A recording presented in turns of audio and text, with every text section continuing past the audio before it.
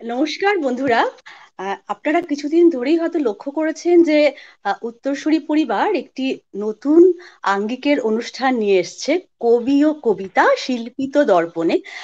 এই অনুষ্ঠানটির মূল ভাবনা এবং নামকরণ কিংবদন্তি অধ্যাপক, আহ, যাকে পেয়ে আমাদের এই উত্তরসূরি অনেক সমৃদ্ধ, এবং আমাদের সৌভাগ্য যে তিনি আমাদের একজন অন্যতম পৃষ্ঠপোষক। তিনি শ্রদ্ধেয় ডক্টর তপোধীর ভট্টাচার্য। মূল ভাবনাটা তাঁরই। এবং এই অনুষ্ঠানটা একেবারেই আদ্যোপান্ত যারা কবিতা প্রেমী এবং কবিতার সঙ্গেই যাদের ঘরবাড়ি, সেই মানুষদের উদ্দেশ্যেই নিবেদিত। আজ আমরা আমাদের মধ্যে যে দুজন বিশিষ্ট জনকে, এবং যারা সত্যি অর্থেই কবিতা নিয়েই বাস করেন, তেমন দুজনকে আহ্বান জানিয়েছি, এবং তাদের ব্যস্ততম সময় থেকে তারা আমাদের সময় দিয়েছেন, আমাদের মধ্যে এসেছেন। আমার ডান দিকে যিনি রয়েছেন, কবি জয়দীপ চট্টোপাধ্যায়। জয়দীপ দা, নমস্কার।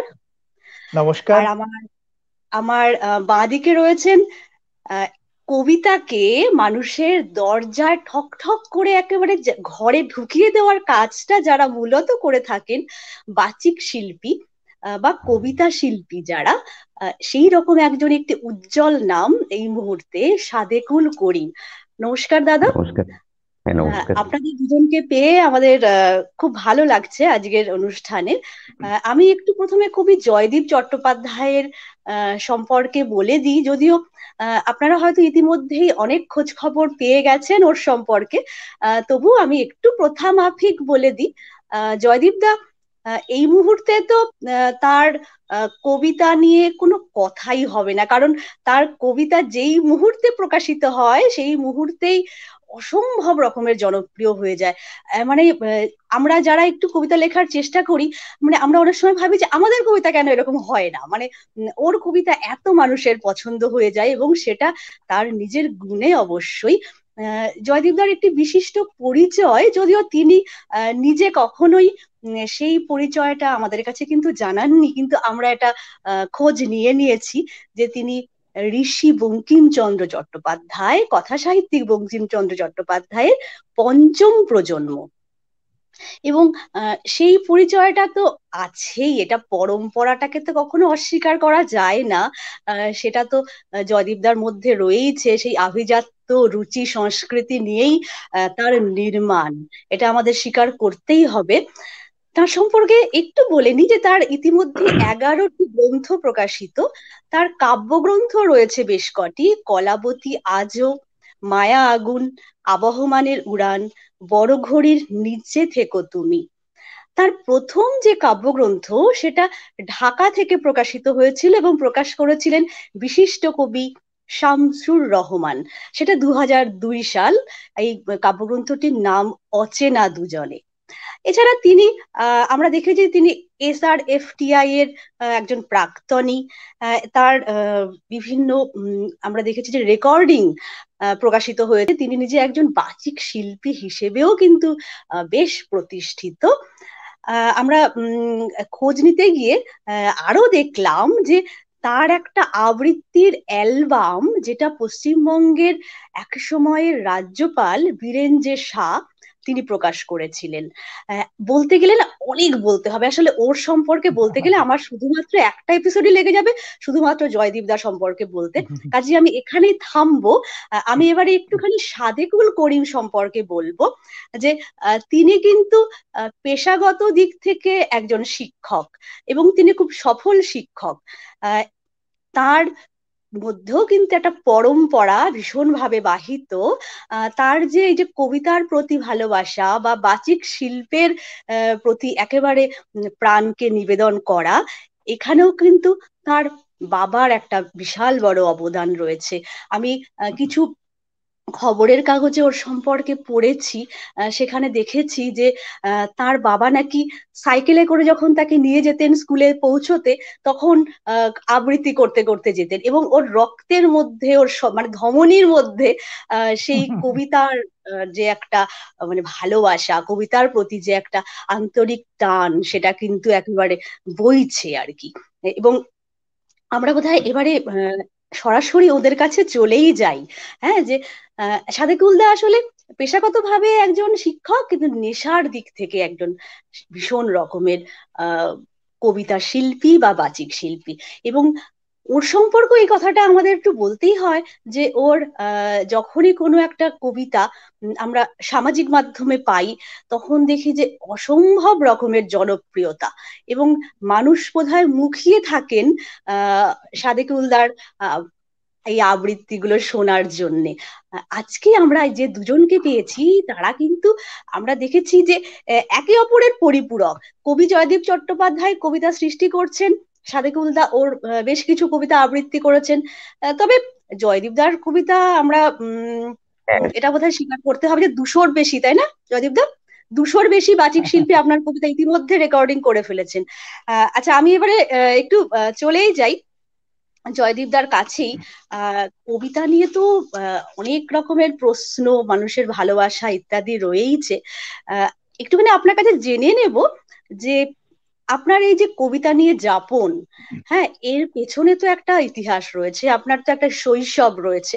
আহ সেই আপনাকে যারা নির্মাণ করেছেন, সেই সম্পর্কে যদি একটুখানি বলেন, আপনার শুরুর দিনকার কথা আর কি।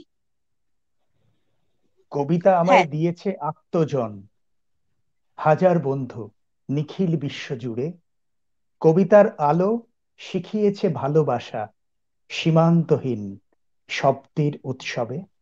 আসলে প্রথমেই আমি উত্তরসূরি গ্রুপকে আমার অনেক অনেক শ্রদ্ধা, ভালোবাসা এবং কৃতজ্ঞতা জানাচ্ছি, যে তারা ধারাবাহিকভাবে বাংলা ভাষা সাহিত্যের বিকাশের জন্য একটা উদ্যোগ নিয়ে চলেছেন। এবং আমি দেখছিলাম যে এটা বোধহয় 91তম একটা প্রয়াস। তো উত্তরসূরি গ্রুপের সঙ্গে যারা সংশ্লিষ্ট, সেই সমস্ত গুণী আহ স্বজন বন্ধুকে আমার শ্রদ্ধা এবং শুভেচ্ছা জানাই। এবং অবশ্যই আপনাকেও, আপনি যেভাবে সুন্দরভাবে অনুষ্ঠানটা সূচনা করেছেন, এবং আমার বন্ধু প্রতিম সাদেকুল করিম, সকলকে স্বাগত জানিয়ে, হ্যাঁ, আপনার কথার প্রসঙ্গে আসি। উম, সেটা হচ্ছে যে ছোটবেলা থেকে ভালোবাসাটা ছিল এই সংস্কৃতির প্রতি। তখন তো অত বুঝতাম না। তখন স্কুল জীবনে আহ আমাদের পাড়াতে একটা ক্লাব ছিল যার নাম অনুশীলন সমিতি, যেটা আমরা জানি যে স্বাধীনতা আন্দোলনে হ্যাঁ, বিরাট ভূমিকা পালন করেছিল, বিপ্লবী সংগঠন। তো সেই ঠিক। অনুশীলন সমিতির একটি শাখায় তখন বিভিন্ন রকম সাংস্কৃতিক চর্চা হতো খেলাধুলোর পাশাপাশি। এবং সেখানে প্রতি মাসে রচনা প্রতিযোগিতা হতো সারা বছর ধরে। দেওয়াল পত্রিকা সেই সময় প্রকাশিত হতো। বাৎসরিক নাটক হতো, যেগুলো তখন পেশাদার মঞ্চে হতো, বিশ্বরূপা, রংমহল। তো আমি ছোট থেকে এইগুলোর মধ্যে যুক্ত হয়ে গিয়েছিলাম। কেমন। এবং পরবর্তীকালে আমি যখন ক্লাস 9-এ পড়ি, তখন বাগবাজার অঞ্চলে একটা সাউন্ড স্টুডিও ছিল, যেটার আহ শব্দগ্রাহক, শব্দযন্ত্রী ছিলেন প্রখ্যাত সাউন্ড রেকর্ডিস্ট হিমাদ্রি ভট্টাচার্য, যিনি আহ, সেই সময় মৃণাল সেনের বিভিন্ন ছবির কাজগুলো করতেন, শব্দগ্রহণের। তো স্বভাবতই আমি সেই স্টুডিওতে, আমি যার কাছে অঙ্ক করতে যেতাম, তিনি হচ্ছেন এই হিমাদ্রি ভট্টাচার্যের ভাই। তো আমার আহ, অঙ্ক করা হয়ে গেলে আমার মনটা পড়ে থাকতো যে তিনতলা স্টুডিওতে আজকে কি আছে। এবং আমি সেই সময় তো মুগ্ধ হয়ে দেখতাম যে হেমন্ত মুখোপাধ্যায় আসছেন, আরো আরো অনেক শিল্পীরা সেখানে, তারা বিভিন্ন কথাবার্তা হচ্ছে, তাদের আলাপচারিতা হচ্ছে। তো আমি সেটা দেখে দেখে আমি ভাবতাম যে আমি যদি কখনো পারি বলে। তখন থেকে কিন্তু একটা এই শিল্পের প্রতি, এই পারফর্মিং আর্টের প্রতি একটা ভালোবাসা তৈরি হয়। এবং সেখান থেকেই আমার পরবর্তী, আমি প্রথম দিকে তো আবৃত্তি করতাম, জানেন আমি আকাশবাণী কলকাতার ওই, তখন আমাদের যুববাণী প্রচার তরঙ্গ ছিল। তো সেখানে ওই টক্স, রেসাইটেশন, ড্রামা, এগুলো অ্যাপ্রুভালের পরে আমার মনে হয়েছিল যে আহ, একটু কোনো বিশিষ্ট জনের কাছে শিখতে হবে। এবং তারপরে আমি শ্রদ্ধেয় প্রদীপদার কাছে যাই, ওনার কাছে শিক্ষা গ্রহণ করি। এবং তারপরে আমার মনে হয় যে আমার কিছু বলার আছে। আমি তখন আবৃত্তির পাশাপাশি নিজে কিছু লেখার চেষ্টা করি। তো সেই চেষ্টা করতে করতে এতদিন হয়তো কিছুটা হয়তো মানুষের কাছে পৌঁছানোর চেষ্টা করছি, হয়তো সামান্য সফল হয়েছি, এবং তার সূত্রে এই এত এত গুণী বন্ধুর সান্নিধ্য পেয়েছি। এটাই। বাহ, খুব ভালো লাগলো। আহ জয়দীপ দা, অমিত এসছে দেখছি আমাদের মধ্যে, অমিত কালী। হ্যাঁ, আপনি একটা বিষয় আপনার সম্পর্কে বলা হয়নি, অমিতকে দেখে আমার একটু মনে পড়ে গেল যে আপনি কিন্তু এই মুহূর্তে অসাধারণ কিছু গানও রচনা করছেন। অমিত, আপনার গানের আহ বেশ কয়েকটা গান বোধহয় ও রেকর্ডও করেছে, এবং যেগুলো বেশ জনপ্রিয় রেকর্ড হয়ে করেছে এবং ঠিক বলেছেন, খুবই জনপ্রিয় হয়েছে। এবং আহ, গেছে। অমিত এমন একজন শিল্পী, এই সময়ের একজন উল্লেখযোগ্য শিল্পী, যে কিন্তু ছক ভেঙে নতুন কিছু ক্রিয়েটিভ করতে হ্যাঁ, চলেছে। এবং ঠিক আমার তাই। সঙ্গে ওর মানসিকতার দিক থেকে খুব মিলে যায়। এবং আগামী দিনে এই যে আমাদের করোনাকালীন সময় আমরা যখন গৃহবন্দী সবাই, হুম, আমরা হুম। আর পারছি না, তো সেই সময় আহ, লেখা একটি গান, খুব সম্প্রতি ওটা রেকর্ডিং হয়েছে এবং ওটা এখন ভিডিও প্রস্তুতি চলছে। হয়তো আগামী হুম, হুম। সপ্তাহে এটা আমরা অমিত কালীর কণ্ঠে শুনতে পাবো। তো আমরা সবাই খুব অধীর আগ্রহে অপেক্ষা করছি। হ্যাঁ এটাই। অমিত, তোমাকে খুব ধন্যবাদ, কারণ মানে আমার মনে পড়ে গেল তোমাকে দেখেই। এইটা কিন্তু আমি বাদ দিয়ে দিয়েছিলাম, জয়দীপদার এই পরিচয়টা বাদ চলে গিয়েছিল। আমি এবার একটু সাদেকুলদার কাছে আসবো, সাদেকুল করিম। আহ আপনার তো সাংঘাতিক রকমের জনপ্রিয়তা, এবং আপনার কবিতা যেই মুহূর্তে সামাজিক মাধ্যমে আসে তার ভিউয়ার তো ভয়ঙ্কর রকমের বেশি।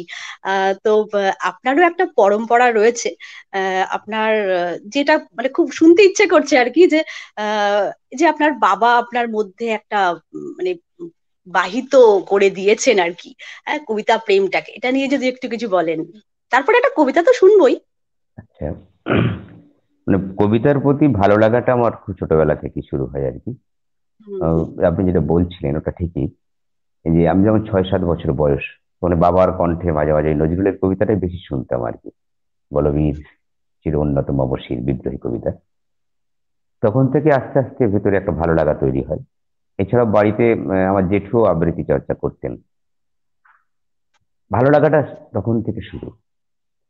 তারপর ভালোবাসা পরিণত হয় যখন আমি শিক্ষকতায় ঢুকি আর কি, মানে 99 সালে। তখন এই উত্তর 24 পরগনা গণতান্ত্রিক লেখক শিল্পী সংঘের একটা অডিও বের হয়। মানে এই বাবরি মসজিদ ধ্বংসের কাণ্ড নিয়ে আর কি, বিভিন্ন কবিরা, এই বিভিন্ন আবৃত্তিকার একটা আবৃত্তি করেছিলেন। সেই সময় সুমন্ত্র সেনগুপ্তের একটি আবৃত্তি আমার খুব ভালো লাগে। খোলা চিঠি বলে একটি কবিতা, বাসব দাশগুপ্তের লেখা। তারপর আমি যোগাযোগ করি, ওনাকে খুঁজে বের করি, ওনার কাছে তালিম নিয়েছিলাম বেশ কিছুদিন। মানে ভালোবাসাটা ওনার কণ্ঠ শুনে বা যে কোনো কোনো কারণে হোক, ওর একটা কবিতার প্রতি ভালোবাসাটা তখন আরো গ্রথিত হয় ভেতরে। তারপর টুকটাক শেখা, বলা বিভিন্ন জায়গায়। তারপর 2016 সালে যাই বাংলাদেশ, ঠিক আছে, আবৃত্তিকারের আমন্ত্রণে। তখন পলাশ দাসের সঙ্গে আমার পরিচয় হয়, এবং কবিতার প্রতি যে ভালোবাসা তখন, এবং কবিতাকে নিয়ে ঘর করার ইচ্ছে তখন থেকেই আমার মধ্যে জন্ম নেয়। এই বাহ, খুব সুন্দর করে বললেন আপনি। একটা কবিতা একটু শুনি শুরুতেই। অবশ্যই। হুম, যেহেতু অনুষ্ঠানটা কবি ও কবিতা, হ্যাঁ। সুতরাং কবিতা দিয়ে আমি একটি আবৃত্তি শোনাচ্ছি। কবি সুকান্ত গদ্যময় পৃথিবী থেকে কবিতাকে ছুটি দিতে চেয়েছিলেন। তার অকাল মৃত্যুতে মানিক বন্দ্যোপাধ্যায় লিখেছিলেন, কবি ছাড়া আমাদের জয় বৃথা। আনন্দে, প্রেমে, উপাসনায় যেমন, তেমনি অপ্রেমে, বিষাদে, সংগ্রামে কবিতা। আমার প্রথম নিবেদনে থাকছে কবি বন্ধু জয়দীপ চট্টোপাধ্যায়ের লেখা কবিতা, কবিতা নিয়ে মিছিলে বেরোবো একদিন। বাহ, দারুণ দারুণ। বাহ। কবিতা নিয়ে মিছিলে বেরোবো একদিন, রাজপথ থেকে হেঁটে যাব লাল মাটি, আলোর শপথ গর্জে উঠবে জেহাদে, উদাত্ত স্বরে প্রত্যয় পরিপাটি। পরশ মনির ছোঁয়ায় জাগবে মানুষ, ভুবন গ্রামে একটাই হবে জাতি। ইতিহাস থেকে জীবনের দিশা নিয়ে হবেই মানুষ সফরের প্রিয় সাথী। অত্যাচারীর হাজার মিনার ডঙ্কা, ঘৃণার শ্যাওলা মেখেছে আবহমান। মিছিলে মানুষ মাটিতে রেখেছে পা, প্রতিবাদী হাতে মহাকাশ খান খান। একটা জীবন, বহু জীবনের দ্বার, অমোঘ মন্ত্র তোমার অজানা নয়, বন্ধুর পথ হাতে হাত বেঁধে রেখো, তুচ্ছ বিপদ তুচ্ছ অজানা ভয়, গহনে তোমার অমরাবতীর আলো, ব্যস্ত সময়ে হয়তো ভুলেছ তাকে, অবসরে যদি তার চোখে রাখো চোখ, বাড়াও দুহাত রাঙা নদীটির বাঁকে। কবিতা মন্ত্রে উল্কি আঁকবো সকলে, বারুদ সরিয়ে ফোটাবো গোলাপ লাল, ঐক্যের সুরে জনগণেশের গানে তোমার দুপায়ে হাঁটবেই মহাকাল। কবিতা নিয়ে মিছিলে বেরোবো একদিন, রাজপথ থেকে উড়ে যাবে সব ধুলো, সীমান্ত ছোঁয়া গ্রাম থেকে তুমি এলে, কুড়োবো আবার ঝরে যাওয়া ফুলগুলো। ধন্যবাদ। আমাদের অনুষ্ঠানের যে শিরোনাম, যেটা আমাদের শ্রদ্ধেয় স্যার তপোধীর ভট্টাচার্য দিয়েছেন, কবি ও কবিতার শিল্পিত দর্পণে, আমার মনে হয় এই যে কবিতাটি উচ্চারিত হলো, একটা অসাধারণ একটা এই নামকরণের সঙ্গে গেল আর কি। শিল্পিত দর্পণে কবিতাকে কি করে দেখা যায়, আর অসাধারণ আপনি আবৃত্তি করলেন। আর স্রষ্টার কাছে এবারে যাব, মানে এই কবিতাটিকে যিনি প্রসব করেছেন আর কি। হ্যাঁ, জয়দীপ দা, আপনার সম্পর্কে গবেষণা করতে গিয়ে যেটা জেনেছি যে আপনার কর্মজীবন তো বিচিত্র। আমি সেটা নিয়ে এখন জানতে চাইছি না, কারণ তাহলে সেটাও আবার একটা ইতিহাস হয়ে যাবে আর কি, মানে বিচিত্র রকমের। হ্যাঁ, তো আপনি সেখান থেকে এটা কিন্তু একটা চ্যালেঞ্জ যে আপনি সেখান থেকে নিজেকে নির্বাসিত করে নিয়ে এলেন, এবং একেবারেই আপনি এই মুহূর্তে কবিতায় নিবেদিত প্রাণ। এবং আপনার কাব্যগ্রন্থ প্রকাশিত হয়ে গেছে বেশ কিছু। তো সেই কাব্যগ্রন্থগুলো সম্পর্কে একটু জানতে চাইছি, বা আপনার ভাবনা এই জায়গাটা। না, আসলে কাব্যগ্রন্থ আমার খুব বেশি নেই। কাব্যগ্রন্থ আমার ভারত থেকে বেরিয়েছে মাত্র 4টি কাব্যগ্রন্থ। আমি একটু প্রকৃতিগতভাবে খুঁতখুঁতে আর কি। যে কবিতাগুলো আমার খুব পছন্দের, একমাত্র সেগুলোকে আমি আত্মপ্রকাশের সুযোগ দিই। এবং আমার মনে হয় আমি যা লিখেছি তার 90%ই একাধিক বাচিক শিল্পী সেগুলো রেকর্ড করেছেন। তো আমি সেই জন্য বিশ্বাসী নেই যে আবার 30টা কাব্যগ্রন্থ বা 50টা কাব্যগ্রন্থ। আমি ঠিক। বিশ্বাস করি আমার আমার কিছু কবিতা মানুষের হৃদয়ে বসবাস করুক, সেগুলো থেকে যাক। এটুকুই আমার প্রত্যাশা, যে কবিতাগুলো সমকালীন হোক এবং চিরকালীন হোক।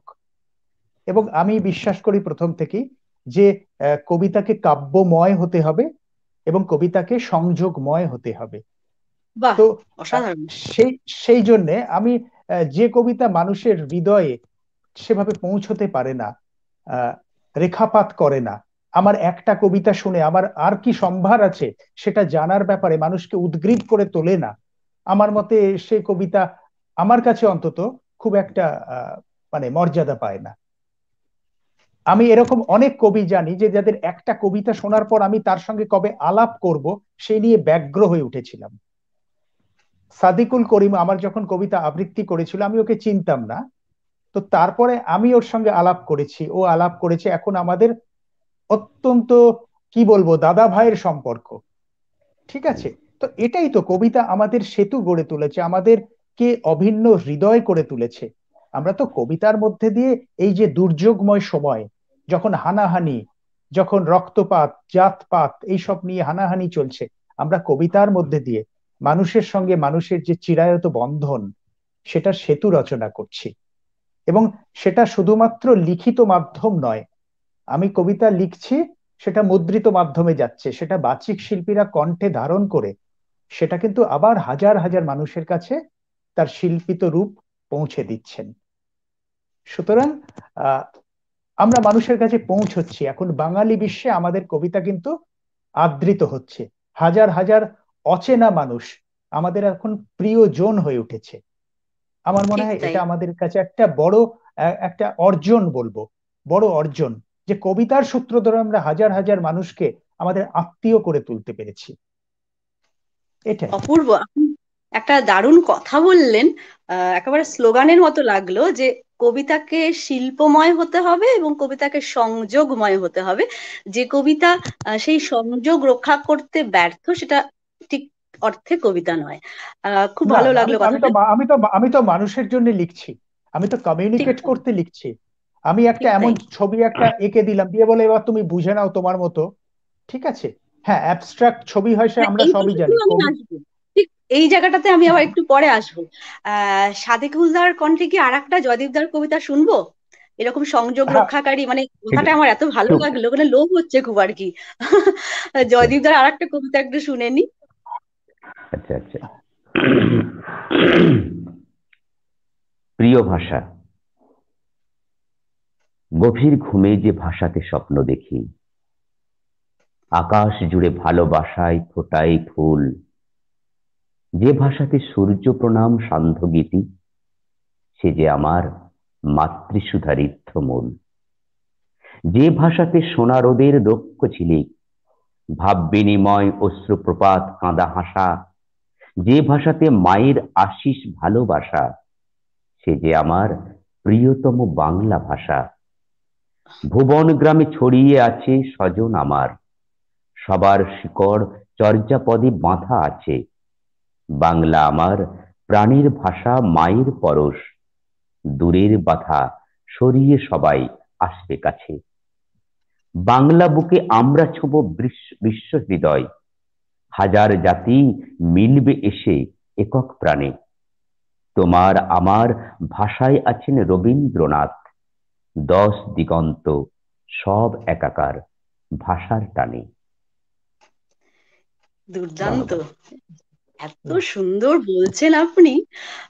তো আর কবিতাটিও সত্যি অসাধারণ লাগলো। সুন্দর, হ্যাঁ, আহ, ভালো। আচ্ছা জয়দীপদা, আপনার কবিতা তো বাচিক শিল্পীদের কাছে এবং আজকে মানে একজন প্রত্যক্ষ সাক্ষী আর কি, সাদেকুল্লাহকেও আমরা পেয়েছি আমাদের আমন্ত্রণে, তিনিও আজকে এসেছেন। বাচিক শিল্পীদের কাছে তো আপনার কবিতা সাংঘাতিক রকমের মানে কাঙ্ক্ষিত, মানে সকলেই চান প্রায়, আমি দেখেছি। এবং আপনার এক একটা কবিতা আমি দেখেছি 30, 40, 50 জনও রেকর্ডিং করেছে। হ্যাঁ, মানে ইউটিউব খুললে এরকম পাওয়া যায়। তো এটা আপনার কেমন লাগে যে বাচিক শিল্পীরা এত আপনার কবিতা ভালোবাসেন, এই অনুভূতিটা আপনার কাছে ঠিক কেমন? না, অবশ্যই ভালো লাগে, এবং আমার দায়বদ্ধতা আরো বেড়ে যায়। কারণ আমাকে অনেকেই, আমার বন্ধুরা ফোন করেন যে জয়দীপ দা, আমার জন্য একটা এক্সক্লুসিভ লিখুন, যেটা আর কেউ নয়, আমি রেকর্ড করব। তো স্বভাবতই আমি তো অত লিখতে পারি না। তো সেখানে আমার একটা, কি বলবো, চ্যালেঞ্জিং ব্যাপার হয় যে আমার যেটুকু মানুষ ভালোবাসা দিয়েছে, আমি পরবর্তী লেখাগুলো তার থেকে যেন উত্তীর্ণ করতে পারি। তো এই এই ব্যাপারটা চলে আসে। যেমন সুনাম হলে সুনামটা রক্ষা করারও একটা বড় দায়বদ্ধতা চলে আসে। তো সেটা আমাকেও লেখার ক্ষেত্রেও আরো আরো লেখার যাতে উৎকর্ষ আসে, তো সেটার ব্যাপারে আর কি সচেষ্ট থাকতে হয়, এটাই। তবে বাহ। বাচিক শিল্পীরা আমার প্রেরণা। কারণ এখন তো আসলে আমরা এই সামাজিক মাধ্যমের দৌলতে সারা বিশ্বময় যে বাঙালি ছড়িয়ে আছে, তাদের সঙ্গে হুম। আমাদের অবাধ যোগাযোগ, এবং বিভিন্ন ভাষায় অনুদিত হয়ে আমার কবিতা রেকর্ডিং হয়েছে, আপনি হয়তো জানেন। বাহ। তো হ্যাঁ, হ্যাঁ, হ্যাঁ। এটা এটা আমাদের কাছে একটা, কি বলবো, পরম পাওয়া, যে আমরা অবশ্যই। শুধুমাত্রই বাঙালি শ্রোতা নয়, আমরা অন্য ভাষাভাষী ঠিক শ্রোতাদের তাই। কাছেও আমাদের বাংলা কবিতাকে, বাংলা কবিতার যে ঋদ্ধ পরম্পরা, সেটা কিন্তু এগিয়ে নিয়ে যাওয়ার ব্যাপারেও সচেষ্ট। আহ, আচ্ছা, আপনি তো নিজে একজন অসাধারণ বাচিক শিল্পীও, আপনার কণ্ঠে একটা কবিতা শুনি। না না, অসাধারণ বাচিক শিল্পী নয়, আমি আমার না নিজের না, আমি অনুভব জানি, দিয়ে আমি জানি। পড়ার চেষ্টা সাদেকুল্লাহ করছি। আমাকে নিশ্চয়ই মানে সমর্থন করবেন। হ্যাঁ, একদম। না, আমি আচ্ছা, যেটা বিশ্বাস ইতিমধ্যে করি, ইতিমধ্যে হ্যাঁ, হ্যাঁ, ইতিমধ্যে আমাদের সঙ্গে অনেক বন্ধু চলে এসেছেন। আমি দেখতে পেলাম অম্বালিকা সরকার, ছোটন মণ্ডল, এবং কিছুক্ষণ আগে আমরা স্বপ্না ভট্টাচার্য ম্যাডামকেও পেয়েছি। আহ, ভালো লাগছে, সকলে আমাদের সঙ্গে আছেন। হ্যাঁ, জয়দীপ দা, এবারে শুনি একটা কবিতা আবৃত্তি হ্যাঁ, আপনার কণ্ঠে। যারা শুনছেন তাদেরও আমরা স্বাগত জানাচ্ছি। কারণ আমাদের শ্রোতা দর্শক, তারাই কিন্তু আমাদের অনুপ্রেরণা দেন। তারা, আমি বলি, জনগণেশ। তো একদম। আমার আমার নিবেদনের কবিতা স্বপ্ন কবিতা। আমি সেই কবিতার স্বপ্ন দেখি, যা মানুষের কাছে জ্যোৎস্না হয়ে ঝরে পড়বে, ধূসর মনে অনির্বাণ প্রত্যয় হয়ে জেগে থাকবে আবহমান, মানুষকে দেবে সম্প্রীতির মহার্ঘ মন্ত্র। ক্ষয়ে যাওয়া ভালোবাসার ডিজিটাল পৃথিবীতে একটু প্রশান্তি চায় মানুষ। গভীর অনিশ্চয়তার আবর্তে সময় শাসনে ছুটে চলেছে সেলফি জেনারেশন।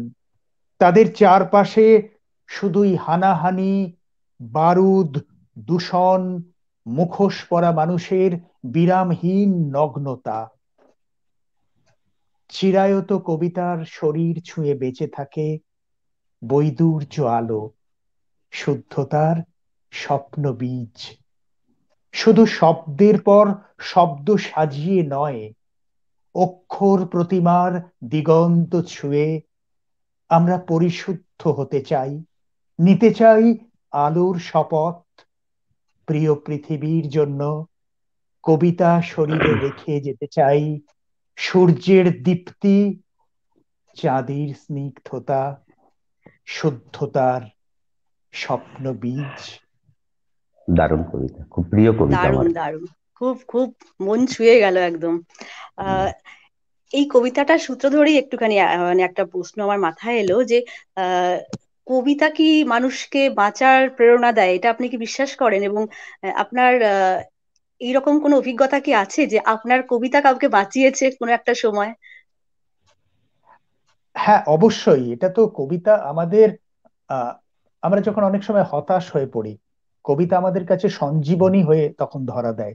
কোনো একটা কবিতার থেরাপি। একটা লাইন, কোনো একটা লাইন আমাদের কাছে কি বলবো, মন্ত্রের মতো কাজ করে। আমাদের হতাশায়, শোকে, দুঃখে, জয়ে পরাজয়ে কবিতা কিন্তু আমাদের অলক্ষ্যে থেকে একটা আহ, অনুপ্রাণিত করে। তো আহ, হ্যাঁ, আপনি যেটা বললেন সেই প্রসঙ্গে আমার মনে পড়ছে, আমার তখন প্রথম অ্যালবাম একটি প্রকাশিত হয়েছে, দুই বসন্ত, যার শিরোনাম। বিশিষ্ট কবি আশিস সান্যাল এবং আমার কবিতার আবৃত্তি অ্যালবাম। এবং তাতে যেটা বিশিষ্ট রাজ্যপাল জনেরা যেটা তখন, ইয়ে করেছেন, প্রকাশ করেছেন। হ্যাঁ হ্যাঁ, মাননীয় সে রাজ্যপাল সময় প্রকাশ। হ্যাঁ, রাজ্যপাল প্রকাশ করেছিলেন। তো সেই অ্যালবামটাতে আমাদের এক বন্ধু, যিনি বহরমপুরে থাকেন, প্রদীপ আচার্য, সেও অংশ নিয়েছিল। তো অ্যালবামটা রিলিজের কয়েকদিন পরে প্রদীপ আমায় ফোন করে বলছে, জয়দীপ দা, তোমার কবিতার ক্যাসেটটা তো আহ, ঠাকুরের সিংহাসনে নাড়ুগোপালের পাশে আছে। আমি বলছি, কি বলছো তুমি? আমি বুঝতে পারছি না, নাড়ুগোপালের পাশে? বলছে, না গো, আমাদের এখানে এক দিদি আছেন, তার হাজবেন্ড সম্প্রতি মারা গেছেন। তো উনি মারা যাওয়ার পর ইনি একেবারে শোকে পাথর হয়ে গেছেন। 2-3 মাস হলো একদম বাড়ি থেকে বেরোন না, কারোর সঙ্গে দেখা করেন না, শোকে স্তব্ধ হয়ে গেছেন। তো আমি বললাম, তাই? বলছে, না, আমি আমাদের ক্যাসেটটা বেরোনোর পর ওনাকে দিয়েছিলাম, সেই দিদিকে। এবং দিদি তারপরে ওই ক্যাসেটটা শোনার পর ওনার যে কি ভালো লেগে গেছে, তো উনি ওটা প্রতিদিন শোনেন। এবং শোনার পর উনি ওটা ওনার ওই সিংহাসনে নাড়ুগোপালের পাশে ওই ক্যাসেটটা রাখেন। তো আমি বললাম, আরে এটা তো তুমি অসাধারণ বললে, এটা তো আমার কাছে একটা নোবেল প্রাইজ পাওয়ার সমান। সত্যি যে তাই। একটা একদম। মানুষ যে জীবন থেকে মুখ ফিরিয়ে নিয়েছে, সে আমাদের কবিতা শুনে নতুন করে বাঁচার প্রেরণা পাচ্ছে, এটার থেকে আমরা আর কি আশা করতে পারি? এটাই তো আমাদের কাছে একটা পরম পাওয়া। তো আহ, আমার সৌভাগ্য হয়েছে, পরবর্তীকালে সেই দিদি কলকাতাতে যখন এসেছেন, আমার বাড়িতে এসেছেন, এবং আমার তার সঙ্গে যোগাযোগ আছে। আমি তার নামও বলতে পারি, সেই দিদির নাম সুপ্রীতি বিশ্বাস। তো সেই দিদি এখন নিজে লেখালেখিতে চলে এসেছেন, নিজে লেখালেখি করেন। এবং কবিতায় থাকতে থাকতে উনি এখন কবিতা প্রাণ মানুষ হয়েছেন। তো এরকম অনেক উদাহরণ আছে, যে কবিতার জন্য আমাদের অনেক বন্ধু মানে নিকটাত্মীয় হয়ে গেছে। সেই বন্ধুকে আমি দেখিনি, কিন্তু তার যখন সন্তান হয়েছে আমাকে তার নামকরণ করতে হয়েছে কলকাতায় বসে। আচ্ছা। বাহ। এটা তো জাস্ট কবিতার জন্য। আমি মানুষটাকে এখনো দেখিনি, কিন্তু কিন্তু সে দু বাহ। তিন দিন আমার পোস্ট না হলে তিনি ফোন করেন যে, দাদা আপনাকে বাহ। দেখছি না, আপনি ভালো আছেন তো? তো আমি এটাই বলছি যে কবিতা কিন্তু আমাদের অনেক অনেক আত্মজোন দিয়েছে সারা পৃথিবী ব্যাপী। যেটা আমরা চাই, আমরা কবিতার মধ্যে দিয়ে মানুষের হৃদয়ে পৌঁছতে চাই। বাহ, এটাই আর কি। খুব ভালো লাগলো। এটা তো অনেক বড় পাওয়া, সত্যি। আর সত্যি এটা জয়দীপ দা, নোবেল পাওয়ার মতনই, কিন্তু মানে তার থেকেও বড় আমি না মনে করি মানুষের মনে না না, পৌঁছে যাওয়াটা। হ্যাঁ, মানে এটা, দেখুন, এটাই তো পুরস চাই আর কি। পুরো পুরস্কার জয়দীপ পেতে দা, ভালো লাগে। হ্যাঁ, বলো গো। হ্যাঁ হ্যাঁ। বলছি কবিতাও এখন থেরাপির মতো কাজ করে আর কি। কাজ করলো আর হ্যাঁ কি। হ্যাঁ আপনি হ্যাঁ যে হ্যাঁ, গল্পটা ঠিক তাই। কবিতা ঠিকই থেরাপি। ঠিকই বলেছো, ঠিকই। আমরা তো জানি এই তাহলে আমাদের সাদিকুলদার কণ্ঠে আরেকটা কবিতা শুনি একটু। অবশ্যই অবশ্যই। হুম হুম। এবার মানে আমার এই সূত্র নিবেদনে ধরেই যে যে কবিতা আমাদেরকে বাঁচার মন্ত্রে দীক্ষিত করতে পারে সেরকম কবিতা। হ্যাঁ, আমি একটু না অন্য আমি ধরনের আমি কবিতা বলতে। হ্যাঁ, বলো। আমি নজরুল ইসলামের বাংলাদেশ কবিতাটি বলছি। আচ্ছা। বাহ বাহ। নমো নমো নমো বাংলাদেশ মম, চির মনোরম চির মধুর, বুকে নিরবধি বহে শত নদী, চরণে জলধীর বাজে নূপুর। নমো নমো নমো বাংলাদেশ মম, চির মনোরম চির মধুর। শিওরে গিরিরাজ হিমালয় প্রহরী, আশিস মেঘ বাড়ি সদা তার পরে চরি। যেন উমার চেয়ে এ আদরিনী মেয়ে, ওরে আকাশ ছেয়ে মেঘ চিকুর। নম নম নম বাংলাদেশ মম, চির মনোরম চির মধুর। গ্রীষ্মে নাচে বামা কাল বসেখি ঝড়ে, সহসা বরসাতে কাঁদিয়া ভেঙে পড়ে। শরতে হেসে চলে শেফালিকা তলে, গাহিয়া আগমনী গীতি বিধুর। নম নম নম বাংলাদেশ মম, চির মনোরম চির মধুর। হরিত অঞ্চল হেমন্তে দুলায়ে, ফেরে সে মাঠে মাঠে শিশির ভেজা পায়ে। শীতের অলস বেলা পাতা ঝরারও খেলা, ফাগুনে পরে সাজ ফুলবধূর। নম নম নম বাংলাদেশ মম, চির মনোরম চির মধুর। এই দেশেরও মাটি জল ফুল ফলে, যে রস যে সুধা নাহি ভূমণ্ডলে। এই মায়েরও বুকে হেসে খেলে সুখে, ঘুমাবো এই বুকে স্বপ্নাতুর। নম নম নম বাংলাদেশ মম, চির মনোরম চির মধুর। নম নম নম বাংলাদেশ মম, চির মনোরম চির মধুর। ধন্যবাদ। বাহ, অসাধারণ। অসাধারণ। খুব ভালো হুম। নির্বাচন। খুব ভালো লাগছে।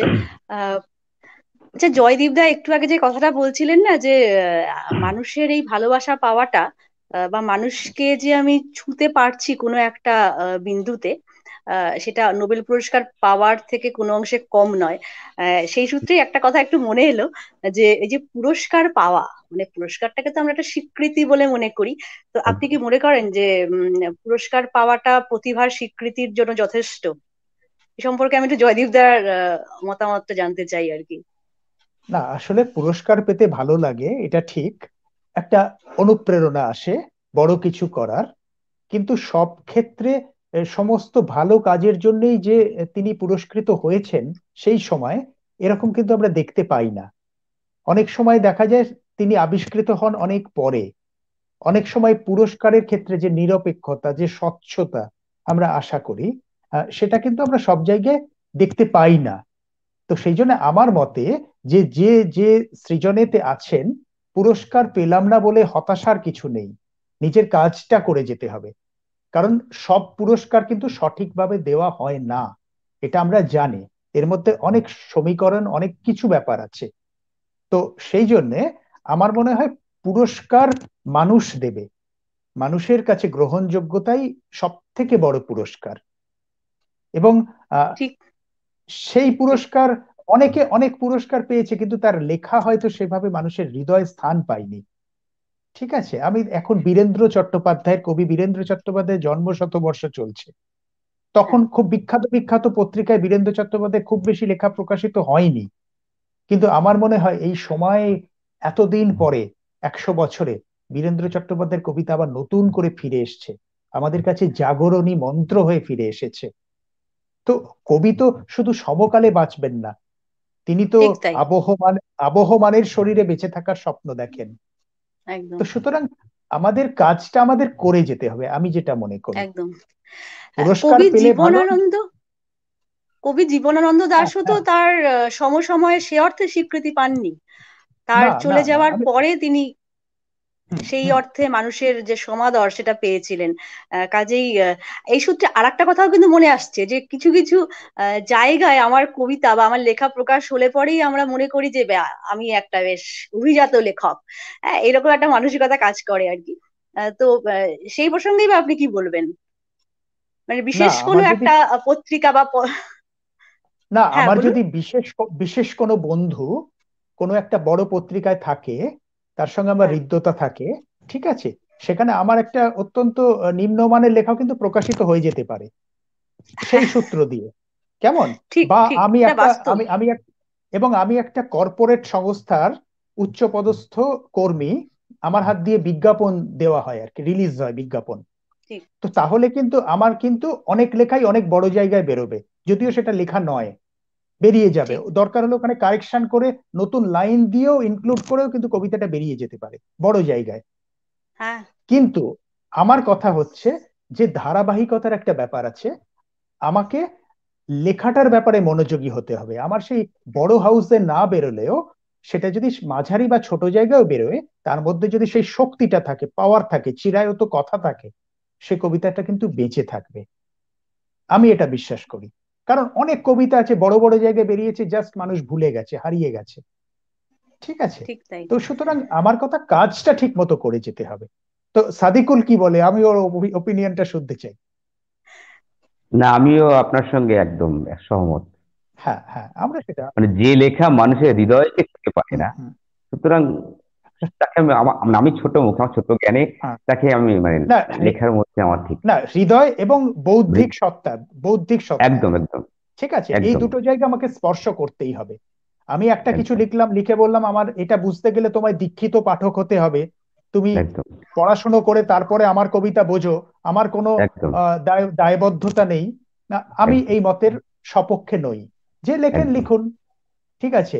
আমরাও বুঝি বিমূর্ত অ্যাবস্ট্রাক্ট শিল্প কাকে বলে, আমরাও জানি যে এবারে বিভিন্ন আমরা একটা লেয়ার। কবিতা শুনে নিই, দুজনের কাছ থেকেই হ্যাঁ শুনবো। সাদেকুল দা একদম। একটা কবিতা শুনি, তারপরে আবার জয়দীপ দার কণ্ঠে শুনবো কিন্তু। হ্যাঁ, একদম। অবশ্যই অবশ্যই। এবারে অবশ্যই আমাদের প্রাণের ঠাকুর কবিগুরু রবীন্দ্রনাথ ঠাকুরের এবার ফেরা মরে নির্বাচিত অংশ। সংসারে সবাই যবে সারাক্ষণ শতকর্মে রত, তুই শুধু ছিন্ন বাধা পলাতক বালকের মতো মধ্যাহ্নে মাঠের মাঝে একাকী বিষণ্ণ তরুচ্ছায়ে দূরবন গন্ধবহ মন্দগতি ক্লান্ত তপ্তবায়ে সারা দিন বাজাইলি বাঁশি। ওরে তুই ওঠ আজি, আগুন লেগেছে কোথা, কার শঙ্খ উঠিয়াছে বাজি জাগাতে জগৎ জনে, কোথা হতে ধ্বনিছে ক্রন্দনে শূন্যতল, কোন অন্ধকারা মাঝে জর্জর বন্ধনে অনাথিনী মাগিছে সহায়, স্ফীতকায় অপমান অক্ষমের বক্ষ হতে রক্তশোষী করিতেছে পান লক্ষ মুখ দিয়া, বেদনারে করিতেছে পরিহাস স্বার্থোদ্ধত অবিচার, সংকুচিত ভীত কৃতদাস লুকাইছে ছদ্মবেশে, ওই যে দাঁড়ায় নতশির মুখ সবে, ম্লান মুখে লেখা শুধু শত শতাব্দীর বেদনার করুণ কাহিনী, স্কন্ধে যত চাপে ভার বহি চলে মন্দ গতি, যতক্ষণ থাকে প্রাণ তার, তারপরে সন্তানের দিয়ে যায় বংশ বংশ ধরি, নাহি ভ্রৎসে অদৃষ্টেরে, নাহি নিন্দে দেবতারে সরি, মানবেরে নাহি দেয় দোষ, নাহি জানে অভিমান, শুধু দুটি অন্ন খুঁটি কোন মতে কষ্ট ক্লিষ্ট প্রাণ রেখে দেয় বাঁচাইয়া, সে অন্ন যখন কেহ কাড়ে সে প্রাণে আঘাত দেয় গর্বান্ধ নিষ্ঠুর অত্যাচারে, নাহি জানে কার দ্বারে দাঁড়াইবে বিচারের আসে, দরিদ্রের ভগবানে বারেক ডাকিয়া দীর্ঘশ্বাসে মরে সে নীরবে। এই সব মূঢ় ম্লানমুখ মুখে দিতে হবে ভাষা, এই সব শ্রান্ত শুষ্ক ভগ্ন বুকে ধনিয়া তুলিতে হবে আশা, ডাকিয়া বলিতে হবে মুহূর্ত তুলিয়া সেই একত্রে দাঁড়াও দেখি সবে, যার ভয়ে তুমি ভীত সে অন্যায় ভীরু তোমাকে, যখনই জাগিবে তুমি তখনই সে পলাই বেঁধে, যখনই দাঁড়াবে তুমি সম্মুখে তাহার, তখনই সে পথ কুকুরের মতো সংকোচে সত্রাসে যাবে মিশে। দেবতা বিমুখ তারে, কেহ নাহি সহায় তাহার, মুখে করে আস্ফালন, জানে সে হীনতা আপনার মনে মনে। কবি, তবে উঠে এসো, যদি থাকে প্রাণ, তবে তাই লহ সাথে, তবে তাই করো আজি দান। বড় দুঃখ, বড় ব্যথা, সম্মুখেতে কষ্টের সংসার, বড়ই দরিদ্র শূন্য, বড়ই ক্ষুদ্র বদ্ধ অন্ধকার। অন্ন চাই, প্রাণ চাই, আলো চাই, চাই মুক্ত বায়ু, চাই বল, চাই স্বাস্থ্য, আনন্দ উজ্জ্বল পরমায়ু, সাহস বিস্তৃত বক্ষপথ। এ দৈন্য মাঝারে কবি, একবার নিয়ে এসো স্বর্গ হতে বিশ্বাসের ছবি। ধন্যবাদ। বাহ, অসাধারণ। এবার জয়দীপদার কণ্ঠে শুনি। হ্যাঁ, আমার নিবেদনের কবিতা মহাপৃথিবীর গান। তোমার দু চোখে কবিতা লিখবো আমি, আমার জন্য হাওয়ায় ভাসিও গান। মনের মধ্যে বিষাদ রেখো না জমিয়ে, প্রদীপ নিভিয়ে বাড়িও না অভিমান।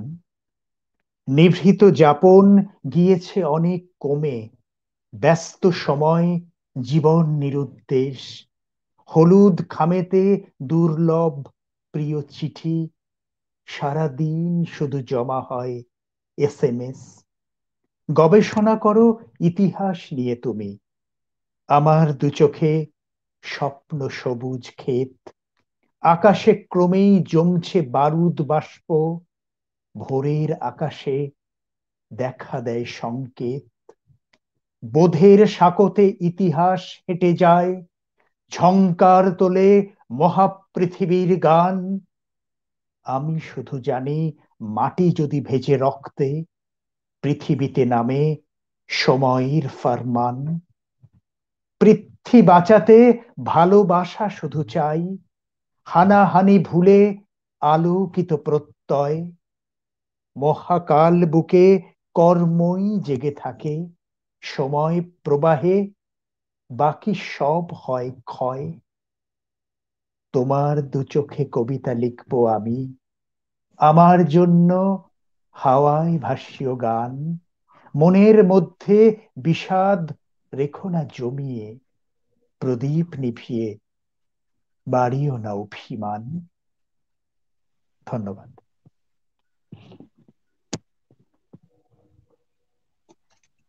অসাধারণ জয়দীপদা।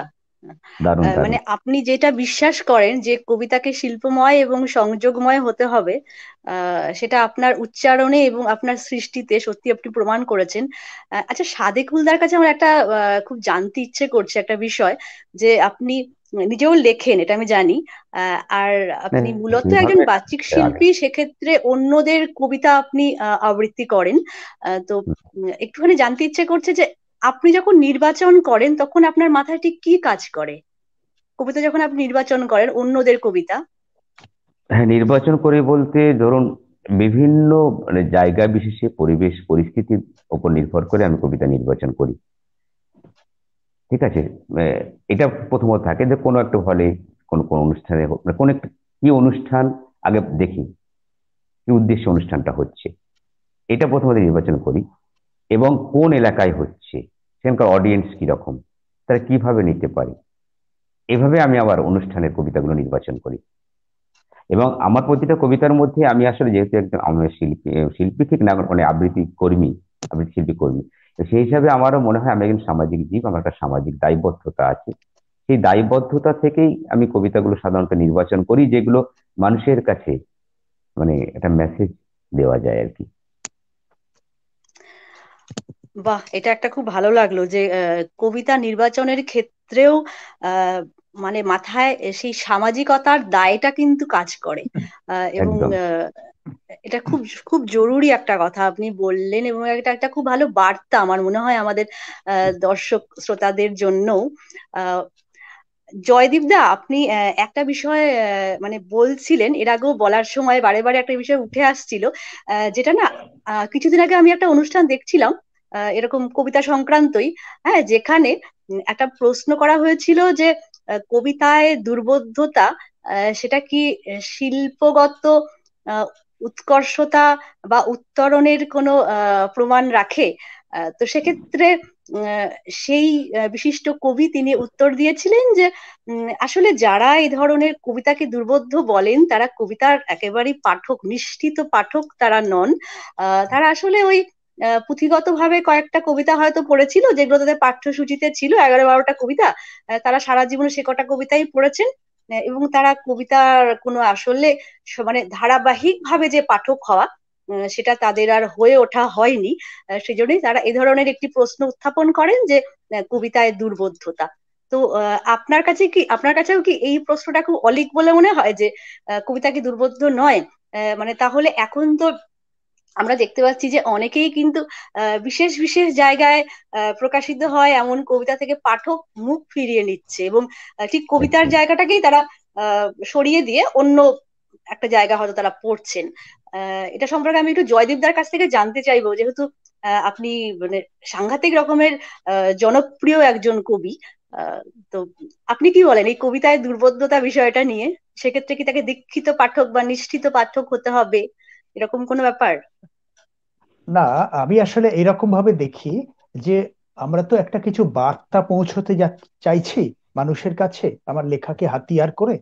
তো সেটা কোনো একটা সামাজিক বার্তা একটা হতে পারে, অথবা আমি সৌন্দর্য সৃষ্টি করছি লেখার মধ্যে দিয়ে। ঠিক আছে, এখন ব্যাপার হচ্ছে আমার টার্গেট অডিয়েন্স কি। টার্গেট অডিয়েন্স আমরা বিজ্ঞাপন জগতে এই কথাটা বলি যে আমি কাদের কাছে পৌঁছতে চাইছি। আমি যদি মনে করি যে আমি শুধু বিদগ্ধ কিছু পাঠক, যারা তথাকথিত দীক্ষিত পাঠক বলে যাদের বলা হয়, যারা অনেক পড়াশুনো করে কবিতার রহস্যময়তা পরতে পরতে এগুলো আবিষ্কার করবেন, এরকম আমার কতিপয় কিছু মুগ্ধ পাঠক থাকুক, তা আমি তাতেই সন্তুষ্ট। এরকম যদি কেউ ভাবেন, আমি বলবো তাহলে তিনি নিশ্চয়ই পরীক্ষা নিরীক্ষা করতেই পারেন। এটা তার ব্যাপার, কে কিভাবে লিখবে একান্তই তার ব্যক্তিগত ব্যাপার। একদম। কিন্তু কি হবে, যে সেটা লিখলে কি হবে, যে স্বভাবতই তার পাঠক অনেক কম থাকবে, তার বই বিক্রিত কম হবে। কিন্তু যদি উনি সেটাই বিশ্বাস করেন, বিশ্বাসের ক্ষেত্রটা যদি তার তাই হয়, তাহলে তিনি তাই করুন। কিন্তু আমি ব্যক্তিগতভাবে বিশ্বাস করি যে প্রথমে আমাকে এমন কিছু কবিতা লিখতে হবে যেটা মেসেজটা প্রতিটা পাঠকের মনে পৌঁছে যায়, এবং কবিতাটা শুধু আমার যেন না হয়, কবিতাটা যেন তারও হয়ে ওঠে। তার বুঝেন। এইটা এইটা ঠিক। একটা আমার কাছে খুব গুরুত্বপূর্ণ ব্যাপার। যে আমার কবিতা তো আমি লিখলাম আমার মনের ভাব, পার্টিকুলার মুহূর্তে আমার যে মনে যে আন্দোলন, যেটা নিয়ে কবিতা হয় আর কি, তো সেটা অন্য লোকের বয়ে গেছে সেটা। কিন্তু যখন সে দেখবে যে আমার ভাবের সঙ্গে তারও আহ ভাবনাগত, তারপরে দর্শনগত একটা দারুণ ভাবে মিল আছে, তখন কবিতাটা তারও হয়ে যাবে, শুধুই আমার থাকবে না। এবং সে সেটা হৃদয়ে ধারণ করবে, কণ্ঠে ধারণ করবে, এবং আবৃত্তি শিল্পী হলে সে আরো আরো অনেক অনেক মানুষকে, বৃহত্তর মানুষের কাছে পৌঁছানোর চেষ্টা করবে। তো আমি তো কবিতার মধ্যে দিয়ে সেটাই চাই, যে এখনের যে ঠিক। হানাহানিময় পৃথিবী, এখন আমাদের পৃথিবীতে সবুজ বিরল পৃথিবী, মানবিক উত্তরণের যে স্বপ্ন আমাদের মহাপ্রাণরা দেখে গেছেন, কিন্তু প্রতিদিন লাঞ্ছিত হচ্ছে আমাদের ঐতিহ্য পরম্পরা। এখন হচ্ছে যেন তেন প্রকারেণ আমায় ক্ষমতা দখল করতে হবে, এটাই হচ্ছে শেষ কথা। তো এগুলো তো আমরা বিশ্বাস করি না। ঠিক আছে, তো সেটা তো আমাকে ঠিক। কবিতাকে হাতিয়ার করে এটাই তো মানুষের কাছে পৌঁছে দিতে হবে। যে তুমি তোমার 1 লক্ষ ফ্লেক্স পড়া, তোমার যদি ক্ষমতা থাকে তুমি টাঙাতে পারো, কিন্তু সেটা দিয়ে তুমি ঠিক। মানুষের হৃদয়ে পৌঁছতে পারবে না। হৃদয়ে পৌঁছতে গেলে ঠিক। তাকে ভালোবাসা দিতে হবে, এবং সদিচ্ছা দিয়েই একমাত্র হৃদয়ে স্থান করে নিতে হবে। আমরা সেই মানবিক বার্তাটাই কবিতার মধ্যে দিয়ে পৌঁছানোর চেষ্টা করি। তাই আমি বিশ্বাস করি যে কবিতা আমার হাজার হাজার পাঠক, লক্ষ লক্ষ পাঠক পড়বে, তারা সেখান থেকে জীবনী শক্তি পাবে, রসদ পাবে, সেটাই আমার কবিতা। আমি 10 জনের জন্য লিখবো না। কিন্তু কেউ যদি চায় যে আমি ওরকম লিখতে পারি কিনা, সেটা আমি অনিবার মানে তাদের অবশ্যই দেখাবো। এটা কিছু নয়, এগুলো হচ্ছে বহুমাত্রিক বিভিন্ন রকম লেয়ার কবিতার। বহুমাত্রিকতা দিয়ে সেটা একটা অ্যাবস্ট্রাক্ট করে দেয়া হয়, ঠিক আছে, কিন্তু আমি তার মধ্যেও বিশ্বাস করি একটা কমিউনিকেশন যেন থাকে। ঠিক তাই, কমিউনিকেশন শেষ কথা, শেষ কথা, ঠিক তাই, ঠিক তাই। এটাই। আহ হয়তো আপাতভাবে আমরা বুঝতে পারছি না, কিন্তু সেটাও কোনো না কোনো ভাবে ছুঁয়ে গেল। সেটাও খুব অবশ্যই প্রয়োজন, মানে অবশ্যই। সংযোগ রক্ষা করাটা খুব একটা কবিতার জন্য একদম। মূল দায়। হ্যাঁ, এটা মানে কবি বা শুধু কবিতা স্রষ্টারও কেন, এটা একটা গল্প। দায়ের মধ্যে পড়ে। এই দায়ভারটাকে, মানে এই দায়ভারটা তাকে বহন করতেই হবে, না হলে আহ আসলে মানে আমাদের মতন যারা পাঠক, আহ তারা মনে করি যে না হলে কবিতাটা শিল্পসম্মত হবে না, কারণ আমাকে যদি সেটা না ছোঁয় তাহলে সেটা কি করে হতে পারে। আমাদের মধ্যে না অনেক বন্ধু রয়েছেন, স্নিগ্ধা আচার্য, সুকুমার বাগচি, নবনীতা খাঁ।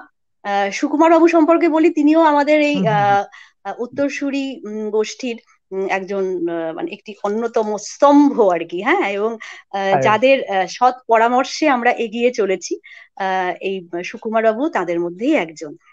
হ্যাঁ, আহ, সুকুমার বাবু আমার অত্যন্ত শ্রদ্ধার মানুষ, আমিও ও আচ্ছা ব্যক্তিগতভাবে আচ্ছা, ওনাকে চিনি। তাই? হ্যাঁ আচ্ছা হ্যাঁ হ্যাঁ, অবশ্যই। আচ্ছা আচ্ছা। আমাদের আমাদের সঙ্গে অনেকবার হলদিয়া উৎসবে আমরা হ্যাঁ হ্যাঁ কথা হ্যাঁ হ্যাঁ। বলেছি। আচ্ছা তাই উনি আমার অত্যন্ত শ্রদ্ধার ভালোবাসার মানুষ, আচ্ছা এই আচ্ছা আর কি। হুম। আচ্ছা। এবারে একটু কবিতা শুনি। আমাদের অনুষ্ঠান প্রায় শেষের দিকে। আহ হ্যাঁ, আমি একটু সাদেকুলদার কাছে একটা কবিতা শুনে নি। আচ্ছা, হ্যাঁ হ্যাঁ। আমি একটু যে কবিতাটি বলতে, অন্য ধরনের কবিতা আসলে। এটি একটি দিন বদলের চড়া আখ্যান, এই কবিতাটি। আচ্ছে দিনের পূর্বাভাস কিন্তু এতে নেই, আছে মহা সুনামির অশনি সংকেত, যা আমাদের সম্মিলিত পাপ কর্মের ফল। কবিতা উদয়ের পথে, কবি জয়দেব বসু। ছেলেটির বয়স তখন 7।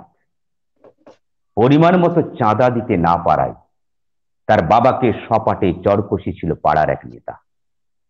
কেউ কোনো প্রতিবাদ করেনি। 2 বছর পর সরকারি জমিতে শনি মন্দির তুলতে বাধা দেবার জন্য প্রকাশ্য দিবালোকে তার দাদাকে ফেলে পিটিয়েছিল যেসব ছেলেরা, একদা তারা অন্য দলের হলেও এখন ওই নেতারই অনুগামী। ছেলেটি এসব দেখেছিল। সে দেখেছিল, এক, একটা লোকও বাধা দিতে আসেনি। 2, অজ্ঞান দাদার মুখে জলে ঝাপটাও দিতে পারেনি কোনো বন্ধু, কারণ পাঞ্জা কেটে নেওয়ার হুমকি ছিল। 3, পাড়ার ডাক্তার প্রাথমিক চিকিৎসা করতেও আসেনি। 4, থানা কোনো এফআইআর নেয়নি। 5, পুরপিতা তার অসহায় বাবাকে বলেছিলেন, দোষ তো আপনার ছেলেরই, সে কেন লাগতে যায়। দেখতে দেখতে ছেলেটির 16 বছর বয়স হলো। তার গালে এখন কচি দুর্পা, হাড় হয়ে উঠেছে চওড়া। 9-10 মেয়েরা এখন তার দিকে আর চোখে তাকায়, কিন্তু তারা জানে না ওই দুর্বা ঘাসের নিচে তার চোয়াল হয়ে উঠেছে কঠিন। চোখে জমেছে রক্ত, যে রক্ত সাদা চোখে দেখা যায় না। গল্পে বা সিনেমায় এইসব ছেলেরা এখন রুখে দাঁড়ায়, শোধ নেয় বাপ দাদার অপমানে, নিজের হাতে তুলে নেয় বিচার। অমিতাভ বচ্চন থেকে শাহরুখ খান অন্তত আমাদের এমনটাই দেখিয়ে আসছেন। কিন্তু শিল্প জীবনের মধ্যে, কল্পনা বাস্তবতার মধ্যে অহর্নিশ যে লুকোচুরি চলে, তাতে মাঝে মধ্যে আমাদের শিল্প কল্পনা যে বেশ কিছুটা বিপর্যস্ত বোধ করে, তাতে আর সন্দেহ কি। 16 বছরের ওই ছেলে একদিন সামান্য বিবাদে আর 3জন বন্ধুর সঙ্গে নিজের বাবার পেটে ঢুকিয়ে দিল চাকু। খুব স্বাভাবিক, ছোট থেকেই সে দেখছে ওই লোকটাকে মারা যায়, কেউ কোনো প্রতিবাদ করে না। বাধা দিতে এসেছিল দাদা, ফালাফাল হয়ে গেল সেও। তাকেও তো মারা যায়, মারলে কোনো শাস্তি হয় না, পুলিশ এফআইআর নেয় না, পুরপিতা চায় চুমুক দিয়ে বলেন দোষ তো ওরই। তারপর খুনের অস্ত্রগুলো ধুয়ে মুছে পরিপাটি করে টেবিলে সাজিয়ে রেখে স্বাভাবিক মুখে বেরিয়ে পড়ল 4জন। ভোরের আগেই 3জন সীমান্ত পেরিয়ে গেল। দূরে কোথাও বৃষ্টি হওয়ায় যাত্রাপথে তারা ঠান্ডা বাতাসও পেয়েছিল। আর 4র্থ জন, আমাদের গল্পের নায়ক। আমাদের গল্পের নায়ক আশ্রয় নিয়েছিল সেই নেতার কাছে, একদা যিনি চড় মেরে তার বাবাকে সহবত শিখিয়েছিলেন। কোনো প্রত্যক্ষদর্শী নেই, সে জামিন পেল। প্রত্যক্ষদর্শী নেই, বেকসুর খালাস পেল। প্রত্যক্ষদর্শী নেই, পিতৃ সম্পত্তি পেতেও তার কোনো অসুবিধা হলো না।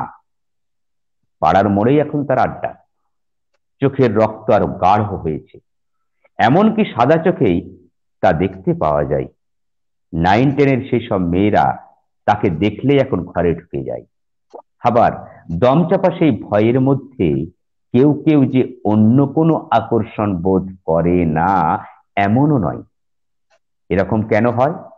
এরকম কেন হয় হে ভদ্রলোক ও ভদ্র মহিলাগণ? এরকম কেন হয় এটাই তো আপনাদের প্রশ্ন।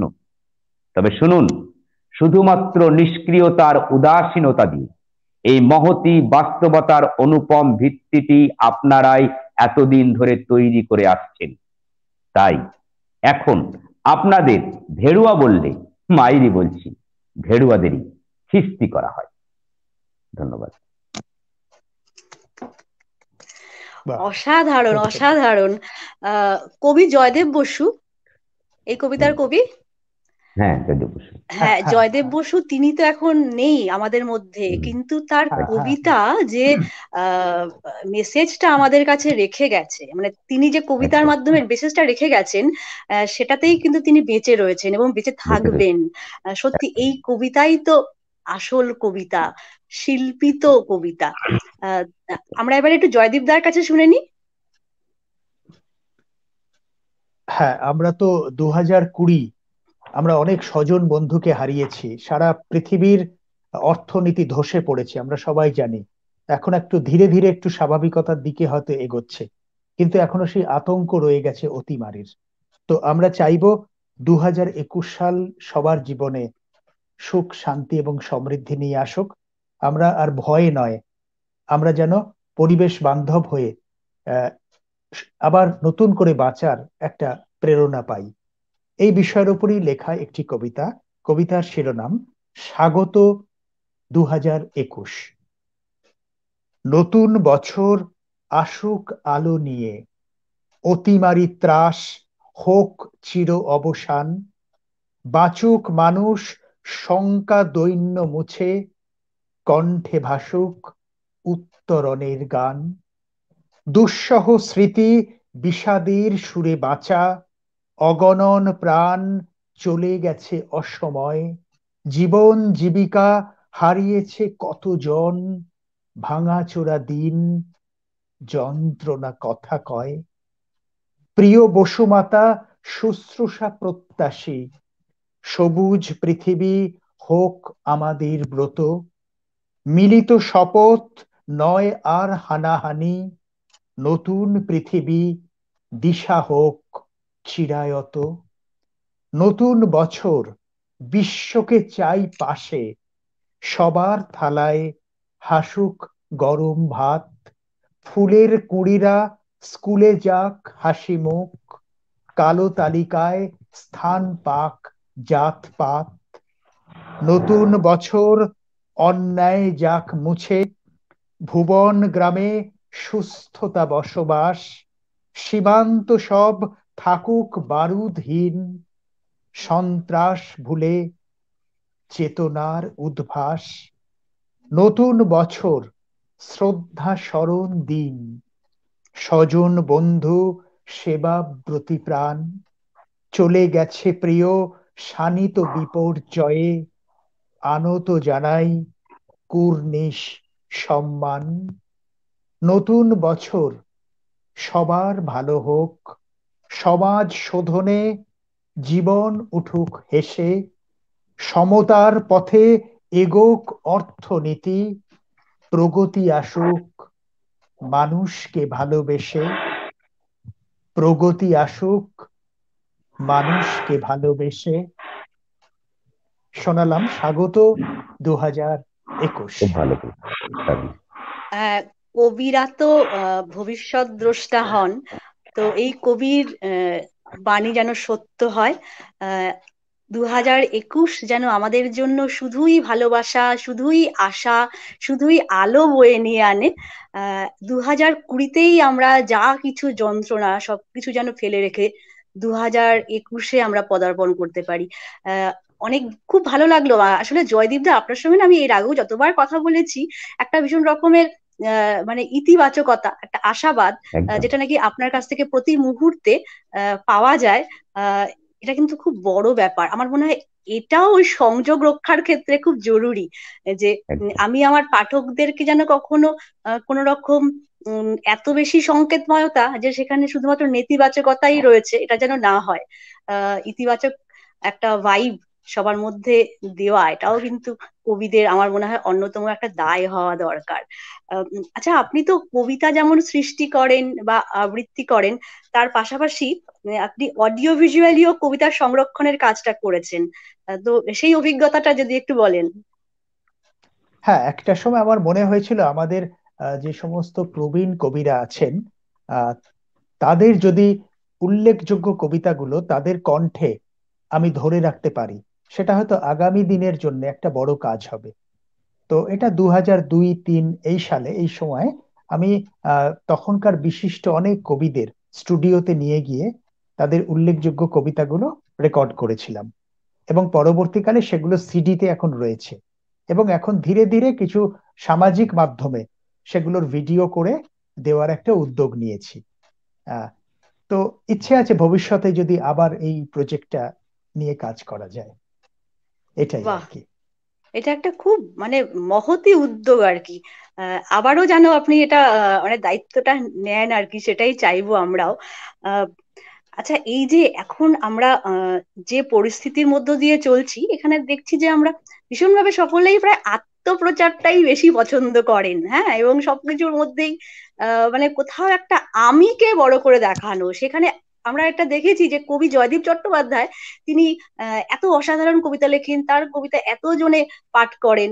তিনি কিন্তু অন্যের কবিতা পড়তে ভালোবাসেন, হ্যাঁ, এবং তিনি অন্যদের স্বীকৃতিও দেন, মানে এই মুহূর্তে যারা লিখছেন তাদেরকেও তিনি স্বীকৃতি দেন। মানে একদম নবীন প্রজন্মের যারা লিখছেন তাদেরকেও তিনি বেশ, হ্যাঁ, খুব ভালো হচ্ছে তোমার কাজ। এটা তো একটা খুব বড় ব্যাপার, এটাও আপনার ওই আশাবাদ থেকেই এসছে আর কি। তো সেই সম্পর্কে একটুখানি যদি কিছু বলেন, মানে আপনার বার্তা এই নবীন প্রজন্মের কবিদের উদ্দেশ্যে। না, আমার এটাই বার্তা যে তুমি তোমার নিজের মতো নিজস্ব কণ্ঠস্বরে নিজস্ব উচ্চারণে কাজ করে যাও, নিজের রাস্তা হুম। নিজেই খুঁজে পাবে। এবং চোখ কান খোলা রাখতে হবে, কে কি লিখছে না লিখছে সেটা আমাদের দেখতে হবে। যেরকম বাচিক শিল্পের ক্ষেত্রেও আমাদের চারদিকে কিন্তু শুনতে হবে অনেক অনেক বেশি, কিন্তু আমার নিজের পরিবেশনটা আমি আমার মতো করব। আমার উচ্চারণ শুনে যেন কেউ না মনে করে যে ইনি এই দাদার কাছে শেখেন। যেমন আমরা জানি আমাদের পাড়ায় অনেক অনেক প্রতিভা আছে যারা কণ্ঠী, কোনো একজন বিশেষ কণ্ঠী হয়ে আর কি গান গান। তো আমার মনে হয় আমারটাই আমার নিজস্ব কণ্ঠ, আমার উচ্চারণ ঠিক। স্বকীয়তায় ভরপুর হবে। আমি কারোর মতো নই। আমি হয়তো ভালো পারি না, ঠিক আছে, আমি আমার মতনই চেষ্টা করি, এবং সেটাকে আমি আমার চেষ্টার দ্বারা, আমার অনুশীলনের দ্বারা, আমার সাধনার দ্বারা একটা সময় আমি মান্যতা তৈরি করে নেব, আদায় করে নেব মানুষের কাছে। এই জন্য আমি নতুন কবিদেরও বলি যে তোমরা তোমাদের মতো লেখো। কেউ যদি বলে না হয়নি, তার জন্য হতাশ হওয়ারও কিছু নেই। অনেক সময় ভালো লেখা হলেও তোমার কাছের মানুষ ভালো নাও বলতে পারে, এবং তার সম্ভাবনা বেশি। ঠিক আছে, সুতরাং এগুলো আমরা ঠিকই। আমরা এই অভিজ্ঞতার মধ্যে দিয়ে এসেছি। সুতরাং সব থেকে রিয়াক্ট করে কাছের মানুষ। ঠিক আছে, সেই স্বীকৃতির সময় অনেক সময় অসুবিধে হয়। তাই নিজের কাজটা নিজে করে যেতে হবে, এবং নিজেকে নিজের কাজের মূল্যায়নটা করতে হবে নিরপেক্ষভাবে। এভাবেই ঠিক তাই। এগোক। আমরাও পথ চলছি, নিত্য নতুন শিখছি। এবং একটি কম বয়সী ছেলে, তার মতামতকেও আমি দারুণ গুরুত্ব দিই, কারণ প্রত্যেকের কাছ থেকে আমার কিছু শেখার আছে। এইটা মনে রাখতে হবে। আমি 4টে পুরস্কার পেয়ে গেছি বলে একটা বিশাল কিছু হয়ে গেলাম, এরকম ভাবার কোনো প্রশ্নই ওঠে না। মানে পারফেকশনের পথে আমাদের প্রতিদিন একটু একটু করে এগোতে হবে, এটাই। আপনি নিজেও যথেষ্ট বড় বড় পুরস্কার পেয়েছেন, কিন্তু সেগুলো আপনি আমাদেরকে প্রচার করতে বারণ করেছেন। তো এটাও একটা শিক্ষা আপনার কাছ থেকে। আর আপনার লেখা আহ, অনেক বড় জায়গা থেকে প্রকাশ হয়েছে, এবং এমন কিছু মানুষ সেই লেখাগুলোকে আনুষ্ঠানিকভাবে প্রকাশ করেছেন, সেটাও কিন্তু ঈর্ষণীয়। মানে তাদেরকে দিয়ে আমার বইটাকে প্রকাশ করা এটা খুব সহজ ব্যাপার নয়। হ্যাঁ, তারপরেও আপনি এই যে মাটির কাছাকাছি থাকতে পারছেন, এটা কিন্তু অনেক সত্যি বড় পাওয়া। আচ্ছা, জয়দীপ দা, আপনার একটা বোধহয় কবিতার আবৃত্তির কবিতা, এরকম একটা গ্রন্থ আহ, পার্থ ঘোষ, গৌরী ঘোষ তারা প্রকাশ করেছেন, হ্যাঁ, তাই না? হ্যাঁ, সম্পাদনা করেছেন।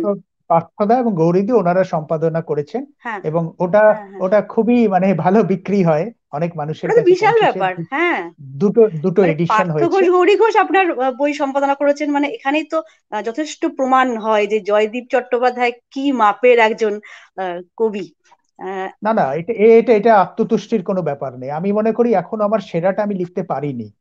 অনেক সময় আমি আমার একটা ভালো কবিতা খুঁজে পাই না, এইটা একটা ব্যাপার।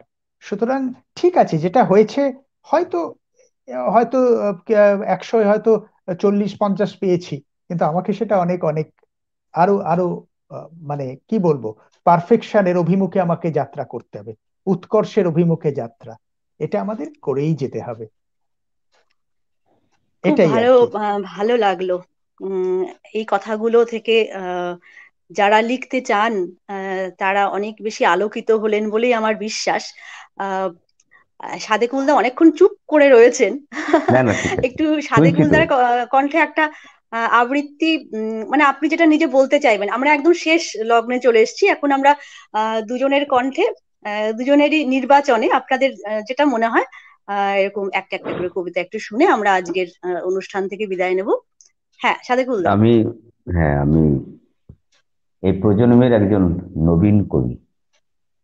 মানে কবিতাটি আমার সমাজ মানে মাধ্যমে পাওয়া, কিন্তু কাকতালীয় ভাবে সে কবি আবার আমার সামনে বসে আছে, বাহ! দেবযানী ভৌমিক। এই কি আশ্চর্য! কবিতা ঘুড়িটা, মানে সমসাময়িক প্রেক্ষাপটে লেখা একটি কবিতা, অসাধারণ কবিতাটা মন ছুঁয়েছে বলেই কবিতাটা আমার ভালো লেগেছে। উফ, সুন্দর একটা গল্প। সুতো কেটে পাক খেতে খেতে নেমে আসছে ঘুড়িটা। এহেন অধঃপতনের জন্য ওকে কোনোভাবেই দায়ী করা যায় না। লাটাই ধরে হেরে যাওয়া ছেলেটা ছেলেটাও কাঁদছে। এই কান্না ঘুড়ির জন্য নয়, নিজের পরাজয়ের জন্য, আত্মগ্লানি। ওদিকে জয়ের উল্লাসে মাতছে একদল ছেলে, তাদের কাছেও ঘুড়িটা ছিনিয়ে নিতে পারার আত্মতুষ্টি। দুপক্ষের খেলা চলছে। মাথা উঁচু করে ওই দূর মহাকাশে উড়াল দ্বীপেই ঘুড়িটার জন্ম। কিন্তু পরিস্থিতির কাছে নত জানু হয়ে আজ সে অধঃপতিত। সে নামছে দিশাহীন, খয়াটে, জৌলুসহীন। তাকে ঘিরে এক পক্ষের জয়োল্লাস, অন্য পক্ষের ব্যর্থতার গ্লানি। কেউ তাকে ভালোবাসেনি কোনোদিন, কোনো দিন ভালোবাসেনি তাকে। ধন্যবাদ। এই বাহ, বাহ! কবিতাটা আসলে মনন পত্রিকায় প্রকাশিত হয়েছিল। ভালো, আচ্ছা, অসাধারণ লেখা। ছোটন, আমি মানে কি বলবো, আমি তো খুবই উত্তেজিত হয়ে গেছি আর কি, এই ধরনের একটা পুরস্কার পেয়ে। মানে সাদেকুল করিম আমার কবিতা আবৃত্তি করছেন। আচ্ছা, ছোটন মণ্ডল লিখছেন, খুব ভালো লাগলো, অনেক অভিজ্ঞতা ও অনুপ্রেরণা পেলাম। অনেক ধন্যবাদ সকলকে। আহ ধন্যবাদ। খুব ভালো লাগলো এই ধরনের একটি ধন্যবাদ। মন্তব্য পেয়ে। এবারে জয়দীপ দা, আপনার কণ্ঠে একটা হ্যাঁ, শুনি। আমি ছোট ছোট দুটি কবিতা, এটাও সাদিকুলের মতন, আমি ভালো কবিতা হলে সেভ করে নিই মোবাইলে আর কি। সেরকমই এক একদম। কবি, আহ, অকৃপণের কার্পণ্য, কবি দেবযানী ভৌমিক চক্রবর্তী। বাহ। এ বাবা! আচ্ছা, একটু মিউট করলে ভালো হয়, অন্য মাইক্রোফোন গুলো একটু শব্দ আসছে আর কি। কবিতার শিরোনাম অকৃপণের কার্পণ্য।